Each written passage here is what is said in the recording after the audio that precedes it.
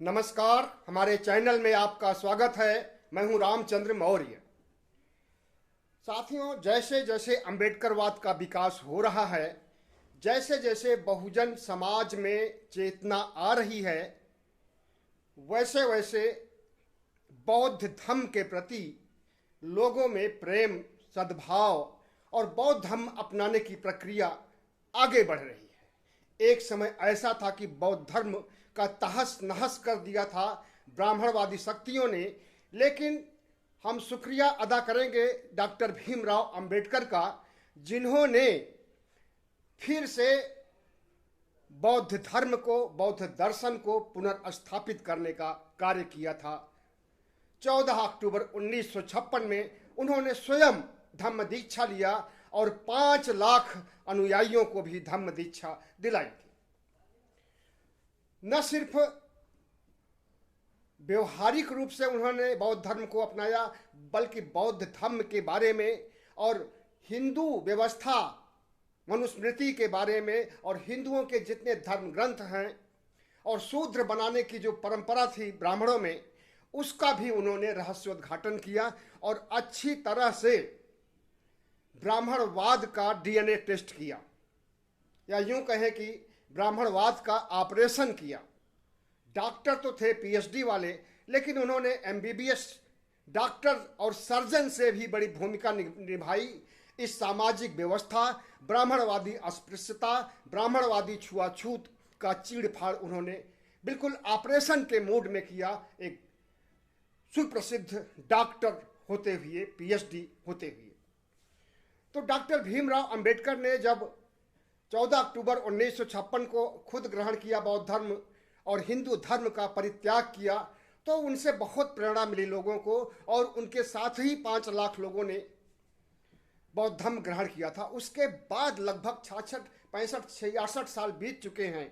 अभी भी बौद्ध धर्म अपनाने के लिए होड़ मची हुई है, और आजकल तो कोई भी पर्व आता है, चाहे वो 14 अक्टूबर हो, चाहे वो 6 दिसंबर हो, चाहे वो 26 नवंबर हो, चाहे वो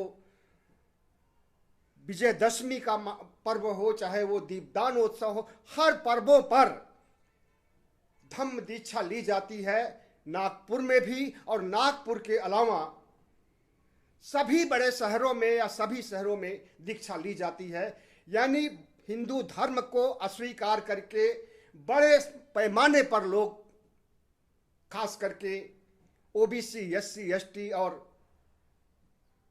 दलित समाज के लोग ब्राह्मणवाद को ठुकरा करके बौद्ध धर्म को अपना रहे हैं।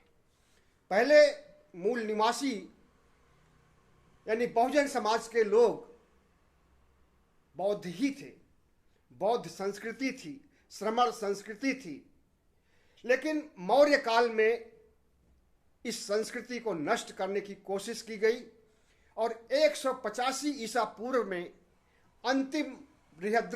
अंतिम मौर्य सम्राट बृहद्रथ मौर्य की हत्या करके पुष्यमित्र शुंग ने फिर से ब्राह्मणवाद को पनपाने का काम किया, ब्राह्मणवाद की शुरुआत फिर से किया। और उसने जिस तरह से बौद्ध धर्म मानने वालों का, उपासक उपासिकाओं का, भिक्षुओं का कत्लेआम किया, उसी तरह से बौद्ध साहित्य को नष्ट करने के लिए काम किया, उसी तरह से बौद्ध विश्वविद्यालयों को भी नष्ट किया, और उसी तरह से बौद्ध धर्म से संबंधित जितने भी मठ और केंद्र थे, बौद्ध केंद्र थे, उन सब पर कब्जा करके और वहां पर ब्राह्मणवादी सिद्धांतों को लागू कर दिया। जितने भी चारों शंकराचार्य बैठे हुए हैं चारों दिशाओं पर, ये पहले बौद्ध मठ थे।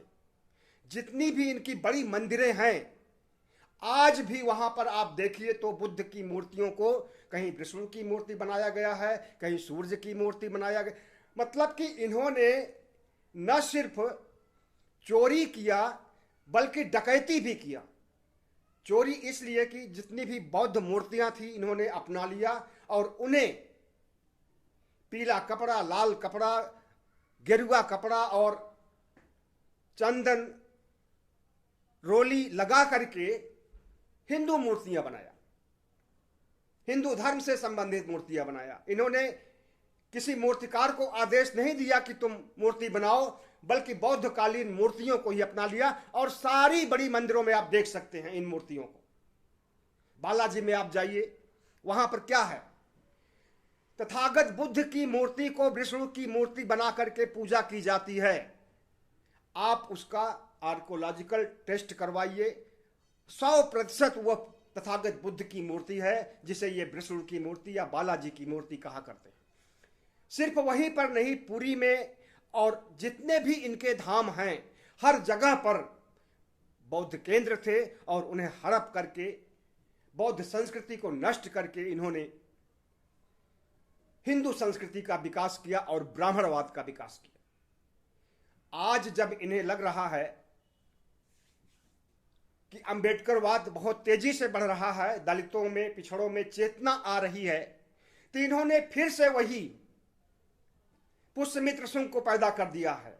और वह पुष्यमित्र शुंग है नरेंद्र मोदी।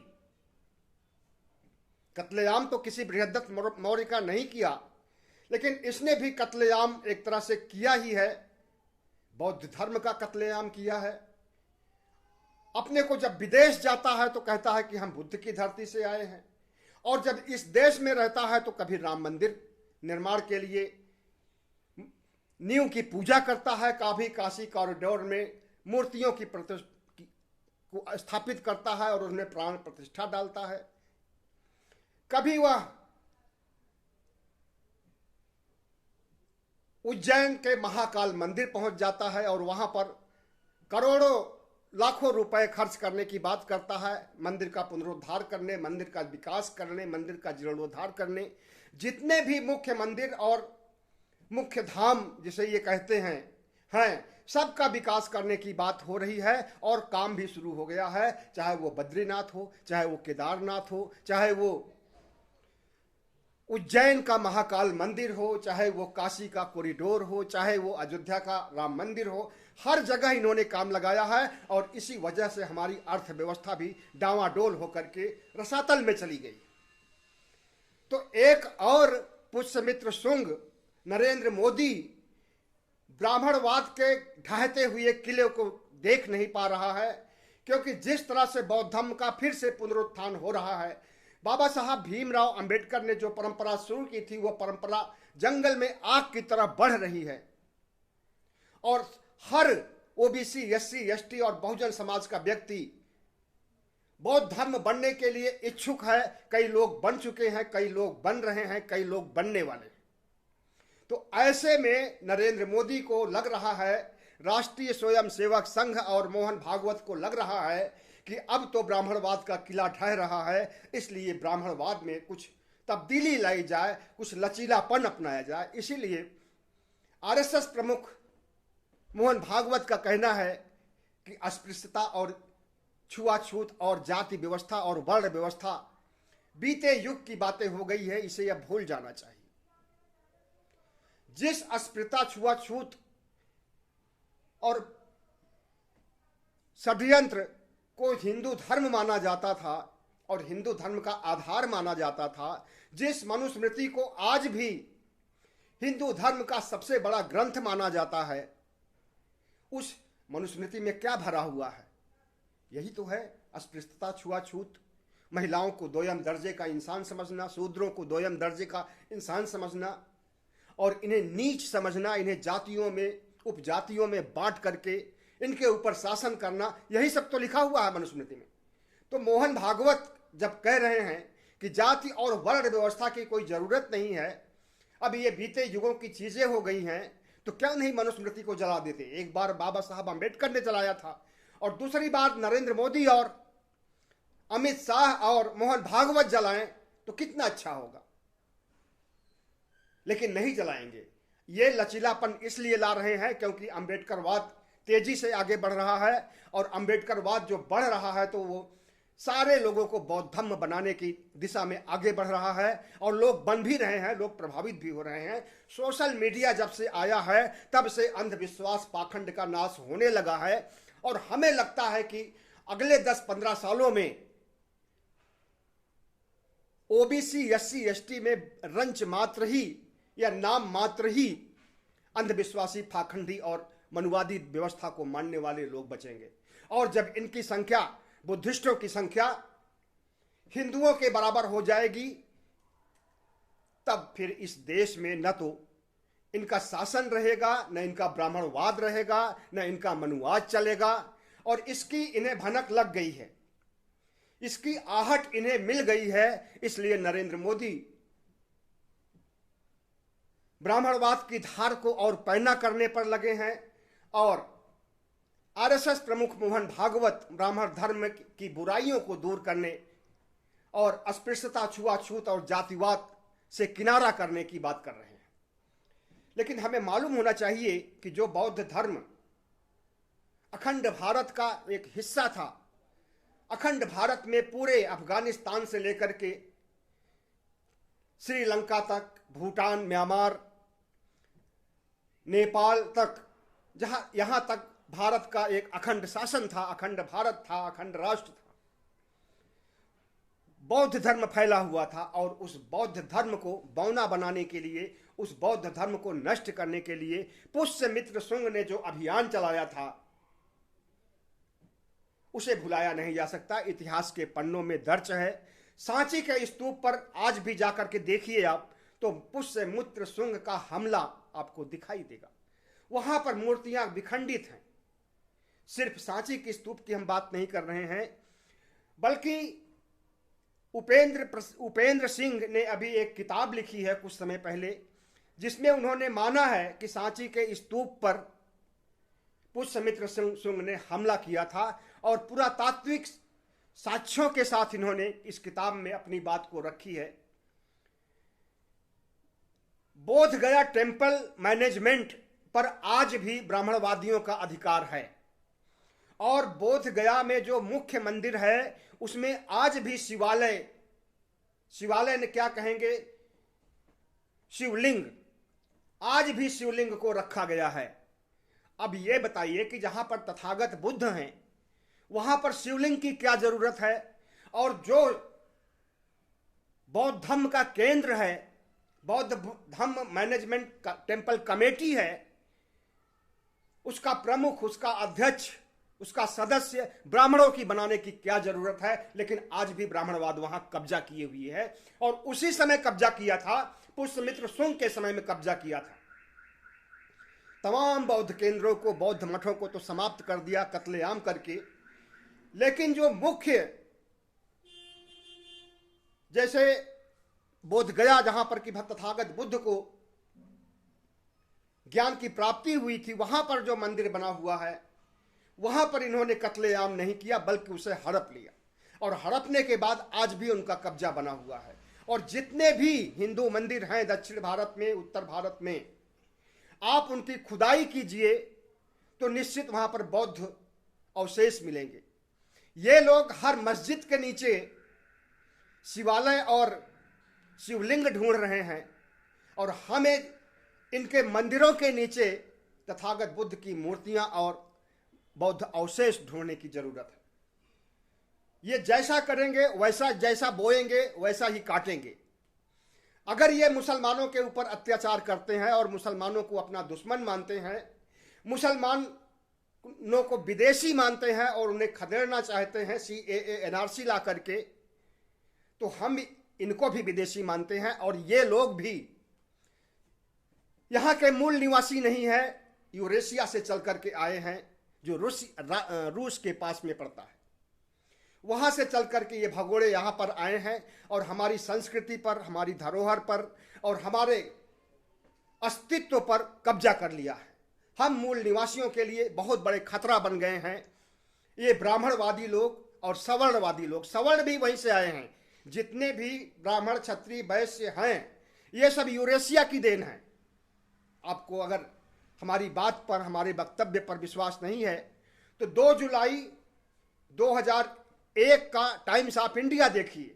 इनका DNA साबित किया गया है कि यूरेशिया के लोगों से मिलता है। क्षत्रियों का कितना प्रतिशत है ये आपको बताया जाएगा उस अखबार में। वैश्यों का कितना प्रतिशत DNA यूरेशिया से मिल रहा है वो बताया जाएगा। और ब्राह्मणों का कितना प्रतिशत, सबका 99% से ऊपर है DNA यूरेशिया के लोगों से।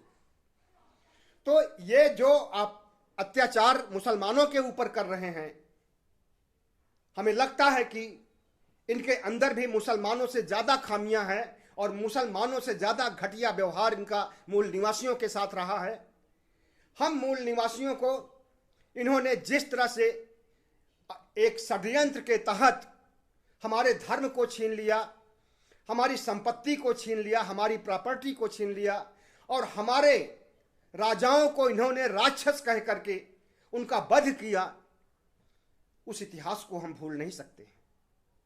और जब आज बौद्ध धर्म छोड़ने, हिंदू धर्म छोड़ने और बौद्ध धर्म अपनाने की बात चल रही है, तो फिर से इतिहास जीवंत हो उठा है और समस्त 85% बहुजनों के सामने एक सवाल खड़ा हो गया है कि कितनी जल्दी हिंदू धर्म का परित्याग किया जाए और बौद्ध धर्म को स्वीकार किया जाए, कितनी जल्दी अपनी मूल संस्कृति में वापस आया जाए और इस थोपी गई संस्कृति, हिंदू संस्कृति से मुक्ति पाया जाए। आज यही बेचैनी सबके अंदर है और इसी बेचैनी के तहत ही बहुत बड़े लेवल पर ही धर्म परिवर्तन हो रहा है। अगर लाखों की संख्या में धर्म परिवर्तन होगा तो सरकार कानून बनाने लगेगी, तमाम तरह के अत्याचार करने लगेगी, बुलडोजर चलाने लगेगी, क्या क्या करने लगेगी। अत्याचार आपको सब कुछ पता है, CBI, ED, IT, income tax सबका इस्तेमाल कर सकती है। जो शक्तिशाली लोग हैं पिछड़ी जातियों में, जिनके नेतृत्व में सब कुछ हो रहा है, उनके खिलाफ सरकार पिल पड़ेगी और अत्याचार करना शुरू कर देगी पुष्यमित्र शुंग की तरह। मैंने पहले ही कहा है कि आज का पुष्यमित्र शुंग नरेंद्र मोदी है और यह ब्राह्मणवाद की पुनर्स्थापना के लिए कुछ भी कर सकता है और कर रहा है। पूरे देश को इसने हिंदुत्व की प्रयोगशाला बना दिया है और चाहता है कि सिर्फ हिंदू रहें और कोई नहीं रहे। हिंदू राष्ट्र बने और धर्मनिरपेक्षता खत्म हो जाए, हिंदू राष्ट्र बने, संविधान नष्ट हो जाए, हिंदू राष्ट्र बने, लोकतंत्र नष्ट हो जाए। ऐसी मानसिकता है आज के शासन की और आज के प्रशासन की और आज के आरएसएस की। तो हमें इनके मूल मंतव्य को समझना चाहिए और हमें क्या करना चाहिए इसके बारे में भी सोचना चाहिए। और जो कुछ हो रहा है उसकी प्रतिक्रांति होनी चाहिए। अगर इन्होंने हिंदू धर्म को आगे बढ़ाने के लिए क्रांति की शुरुआत किया है, क्रांतिकारी परिवर्तन किया है, तो हमें भी प्रतिक्रांति करनी होगी और हमें बौद्ध धर्म को आगे बढ़ाने के लिए इनसे ज़्यादा मेहनत, इनसे ज़्यादा ताकत, इनसे ज़्यादा पैसा लगाने की ज़रूरत है। अगर ये लोग ब्राह्मणवाद को की पुनर्स्थापना बंद कर दें तो शायद समाज जैसे पहले था उसी पर रुका रहेगा, लेकिन अगर इनका अभियान आगे बढ़ेगा तो हम बौद्धों का भी अभियान आगे बढ़ेगा और ये जैसे जैसे मुसलमानों के साथ अत्याचार करेंगे तो हम मुसलमानों के साथ भी मिलकर के और सभी अनुसूचित जातियों, जनजातियों सबसे मिल करके इन्हें पटकनी देने का काम करेंगे 2024 में और इनके मूल मंतव्य को समझाएंगे लोगों को कि ये लोग चाहते क्या हैं। भारत को हिंदू राष्ट्र बना करके फिर से तुम्हें मनुस्मृति युग में झोंकने का काम करने जा रहे हैं। भारत को हिंदू धर्म की प्रयोगशाला बना करके फिर से ये शंकराचार्य और मठाधीशों की नियुक्ति करना चाहते हैं और इन्हीं के जरिए शासन करना चाहते हैं और इन्हीं के जरिए राजपुरोहित नियुक्त करना चाहते हैं और फिर से राजतंत्र की ओर हमें ले जाना चाहते हैं। जिस राजशाही और राजतंत्र को छोड़ करके हम आज़ाद हुए हैं, अंग्रेजों ने हमें आज़ाद कराया है, उसी राजतंत्र और लोकशाही की तरफ, उसी राजतंत्र और हिटलर शाही की तरफ हमें ये लोग ले जाने की कोशिश कर रहे हैं। तो आपको याद रखना होगा और कोई भी क्रांति के बाद प्रतिक्रांति करने के लिए अपने इतिहास को समझना जरूरी है और अपने इतिहास की तरफ जब हम निगाह डालते हैं तो पता चलता है कि हमारे बौद्ध स्तूपों को 84,000 बौद्ध स्तूपों को इन्होंने कैसे नष्ट किया।